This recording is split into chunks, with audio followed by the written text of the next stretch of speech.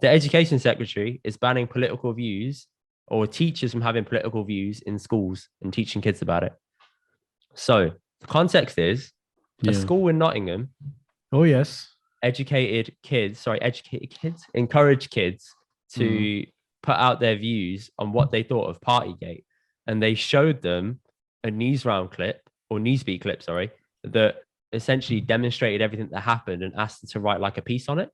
And a lot of the kids... Excellent homework. Yeah. So a lot of the kids just wrote down, well, the government is corrupt. The president of the United States, America. The prime minister is a hypocrite. He should resign, basically. That's what he said. When the government got wind of this, they essentially said, right, we need to deploy something that's going to stop people from deploy the forces. This. And what's the answer? The answer is stop teachers telling kids about anything political and having a political view. How did the government pick up on this story? Why I don't know how they picked up on it, but that's the example given. Yeah, I think I'm assuming it's because absolute bollocks. Yeah, I'm assuming it's because that story may have gathered up some pace in the local media, in the paper. Yeah, and then eventually they got wind of it and they're like, "Oh shit, this is bad. What do we do?" Right? No, it's look the stuff that we talk about all the time, which is how do we better educate children growing up? How do we get more well-rounded, formed individuals? Is what is the function of school, university? Us having this podcast is improving the way we think and critique and analyze and form opinions. That is the only function, of education. And if we're not doing that, then what are we doing? That is a great example of there's something real that's happening. It's objective. What they're asking them to do, we used to do in history in school, it's like, well, this has happened, but you need to look at it from both sides. You need to appraise it and work out where is the truth, where's universal truth by looking at both sides, right? But the thing is, though, with history books in school, it's written with like putting one thing in a certain light. Absolutely. Now, when it came to Newsbeat, it's an impartial source. Well, impartial as you can get, I guess, with the BBC, and it was simply stating the facts of what happened.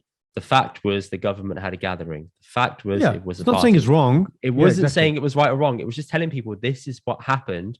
These are the sequence of events. What do you think?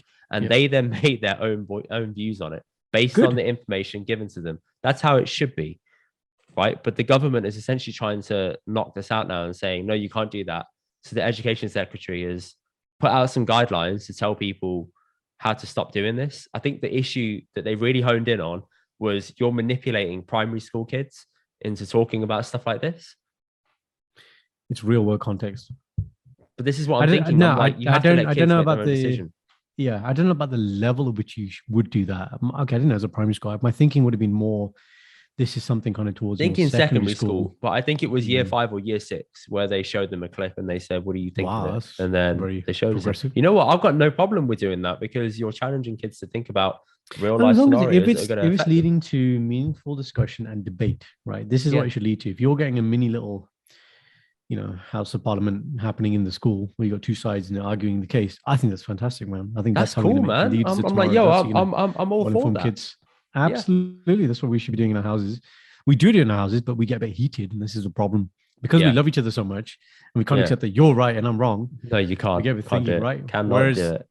In the Houses of Parliament where they have cameras on and you have the speaker mediating, Mr. Speaker.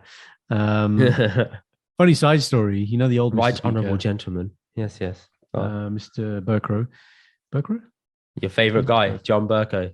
Yeah, man. I've told you the story before. Wimbledon. What? Yeah, you told the story about 4 times in the podcast, man. Right. That's it, man. Come on, Roger. You love fantastic, it. Man. We were there behind him, man. We were like, you love it. Absolutely, I love it. So anyway, schools, man. Like, if we're finally taking steps to have more progressive thinking schools, what the bloody hell are they doing trying to pass legislation against that? Bollocks, man. So absolutely bollocks. I'll give you some more context on it, right? The legislation runs deeper than you would think. So picture this, yeah. The topics that can't be contested under these guidelines include racism, the British Empire, and Israel and Palestine. So off the top, racism.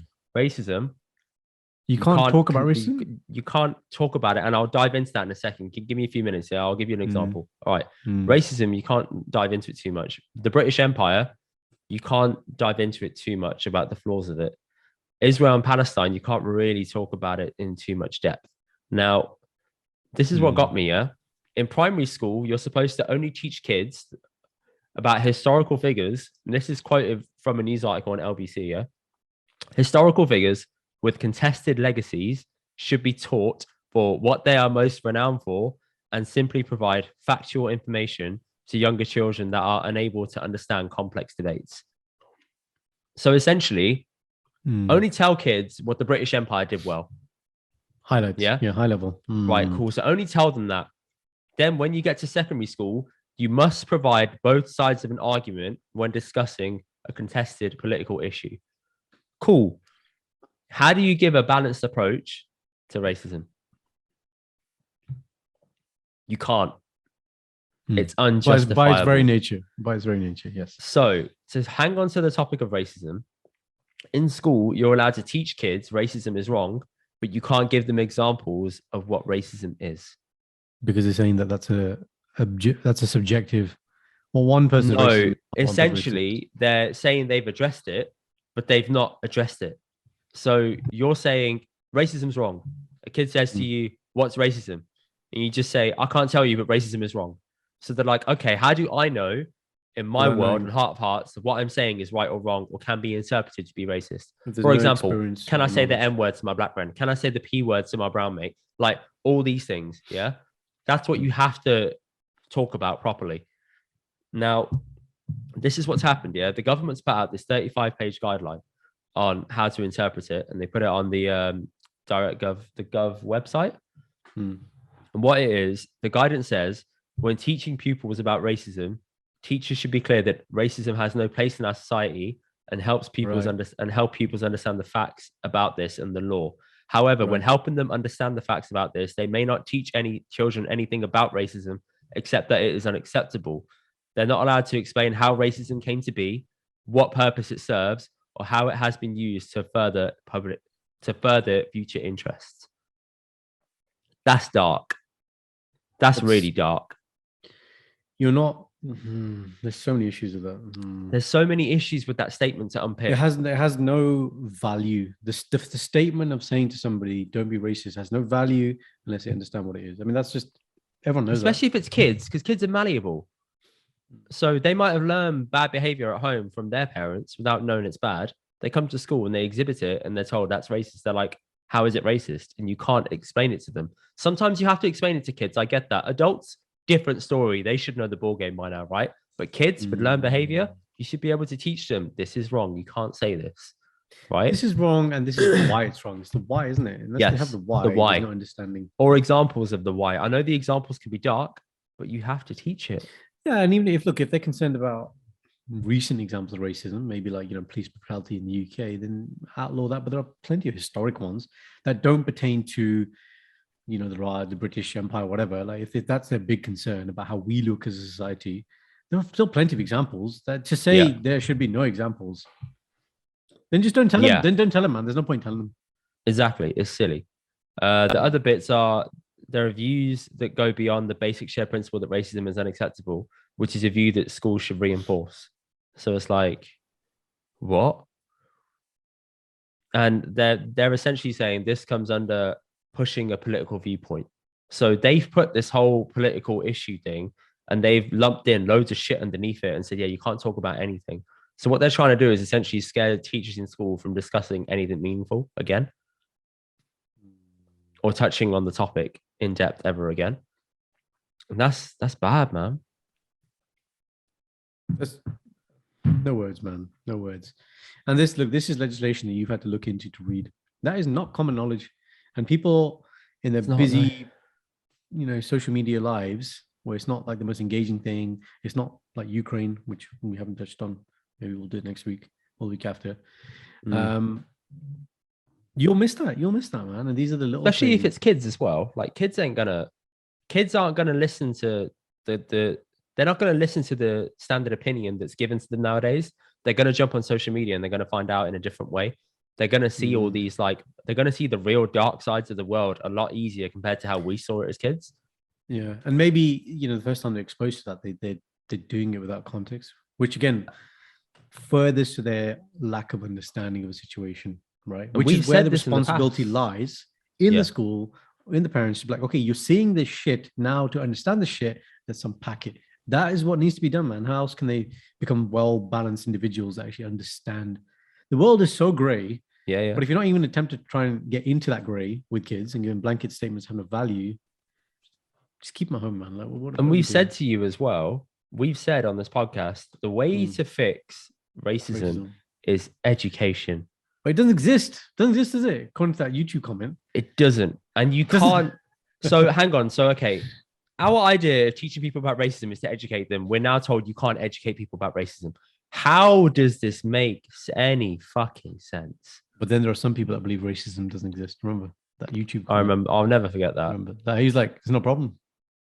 No problem, man. No problem. So yes, I don't know. Yeah. To round it out, the education sec said children must be given the opportunity to shape their own views on political issues without being swayed by what other things. So, in which case, if children should be able to shape their own political views, but us growing up, what was the first thing that you saw that taught you about politics in a newspaper? Sorry, just in general, in new media. For me, it was reading newspapers. So when you read a newspaper, you're unaware that newspapers have a political slant until you're much older. Bias. Yes. Right. Yes, and you don't know that exists. You don't. So, okay. You think so that I'm gospel. reading. This is correct. This is the right because it's published. It's media. It's real. Yes, right. And you don't know it's run by people with greater interests in the world. And that's what scares me. And I'm like, okay, maybe social media can be a correction point to that. But then there's misinformation in social media as well that causes more of a bit of a tangle to unpick. As a child, it's not curated. I think that's the issue. It's not curated enough. Agreed. You do not have the lens. You don't have the depth of experience to understand what you are reading. Until then, again, it might be correct what you're reading, but it's too much. It's like, it's too raw for you. It's information overload as well. So all we're asking for is consistency, man. We're just asking for consistency to be shown. If you're going to have the same energy for schools with saying you must give both sides of the argument, why not do that at every newspaper level though and give same sides of the argument? That goes for all of them. Why not do the same impartiality thing and let people draw their own decisions? Because it doesn't get clicks, because they're privatized units that are supported by people that can't be influenced. You see what I mean? So therefore, the government has no jurisdiction there. They can't do anything to force that agenda on, can they? And as I said, you can't give two sides of the argument on everything. And if you are going to, cool. In which case, the biggest change in all of our history needs to happen right now when you're teaching history and about the British Empire. If you want to give both sides of the argument, teach how bad it was as well. Yeah. Don't hide that, because if you want to have this impartiality shit, cool, make it consistent, then do it across everything. Teach people how bad the British Empire was with slavery. Teach them how bad it was with everything. It's not simply we went and conquered the world, and then what happened afterwards? Why are we not still there now? Exactly. We decided one day enough was enough. We decided to up and leave. Democracy. I don't think so. Forced to leave is different. So. Yeah. Being asked to leave is a different thing, man. Yeah, absolutely. Because I don't think, look, it doesn't deposition. We're a great country. Okay, we enjoy a great life. And I think if you're telling kids this in school, it's not like they're going to be like, oh my God, I don't want to live in England anymore. Look what we've done. That wouldn't happen. Like, I don't understand what their fear is. Yeah. If anything, you're just going to have more well-rounded people who know their history, know where they come from. They know the history repeats itself. So these are things that we don't want to do. They'll have a great appreciation for context. Yeah. And also, is this rule really that enforceable? Can you really enforce it at all levels? Can people just still skirt around the issue? How are you really going to prove that teachers have or haven't done this? Absolutely. You're going to have someone there monitoring it. I mean, fine. They come for Ofsted on the day of Ofsted. You don't talk about it. Yeah, but everyone knows Ofsted is like the best behavior day. They tell you ahead of time. I remember in my state school, they put all the bad kids on a coach and sent them out for the fucking day when Ofsted You got Norton Towers today. Literally, they pissed them off for like a day, and the school was like perfectly run for like a day. And I was like, hang on, that's not right. You on the bus? No, I wasn't on the bus, but I knew the bus went around because a couple of kids out of my class got plucked out and sent on it. You're a good boy then, huh? Yeah, be bubble 100%.